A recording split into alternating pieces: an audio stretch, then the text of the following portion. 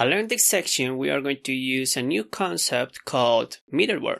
The middleware are very simple, in fact, and allow us to interact directly with the request and the response. Using middleware, we are going to be able to modify, for example, the contents of the request, perform any kind of changes that we need, and we can additionally add some stuff for the responses, like for example, headers or any other modifications that we need over the response. In fact, there exists different middleware. We can have middleware that acts uniquely over the request, or we can have middleware that acts directly over the response. But in fact, we can have additionally middleware that acts directly over the request and over the response.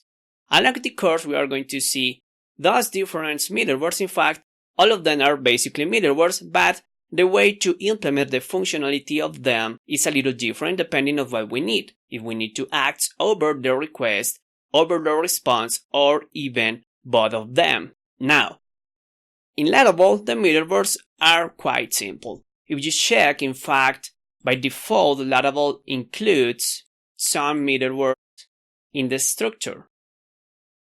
Here you can see several middlewares, and if we go to the kernel file, we can see the record of all the middlewares. In fact, we have a lot of middlewares, and not only the middleware that we have in the HTTP middleware folder. Laravel inside this structure includes its own middlewares in order to be used for several stuff. For example, after Laravel 5.4, two new middlewares were included automatically: the trim string and the convert empty string to null. The first one, what it does is basically to remove the empty spaces from the beginning or the end of a string, and the second one, what it does is, if we receive an empty field in the request, it is going to be transformed automatically to null in order to make our validations a little easy. Now, the middlewares that are included in this protected middleware attribute are going to be executed automatically in every request. It means that those are global middlewares. But we have any other kind of middlewares. For example, here in the middleware groups, we have the web group and the API group.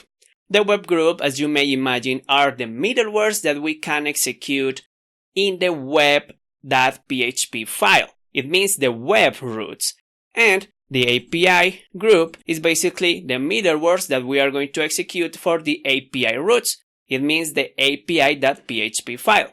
How can we know that? Well, if we go directly to our providers, we can see in the root service provider that we have there, when we are registering the web routes, this is using the web middleware. And for the API routes, we are using the API middleware.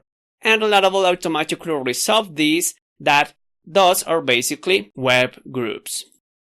And finally, but not less important, we have the route middlewares, or basically the named middlewares. Those are middlewares with a name. You can see this is the name, and here is the class with the definition of that middleware. We can have several middlewares in our project, and in fact we can create our own middlewares and register these with a name. A very important step with the named middlewares are that middlewares can receive parameters. You can see here that, for example, the Truffle middleware receives those parameters. We're going to see how the parameters works in a future class along this section and any other sections. That is going to be very easy, but please take into account that only the named middlewares can receive attributes. The other one cannot be received the attributes directly from the name. So please take that into account.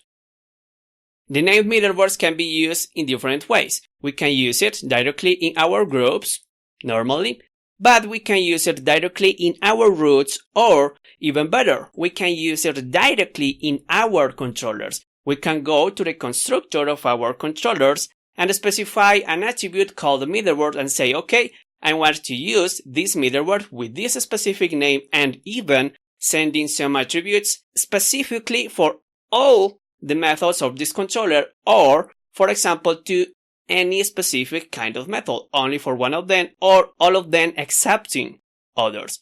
Again, we are going to see this along the next classes of this section and any other classes of the course. We are going to see how to create middlewares, how to pass parameters, and many other stuff. For now, we just need to be clear how the middlewares work and that are going to be registered here in the kernel file, and we have different possibilities to register them. See you in the next class.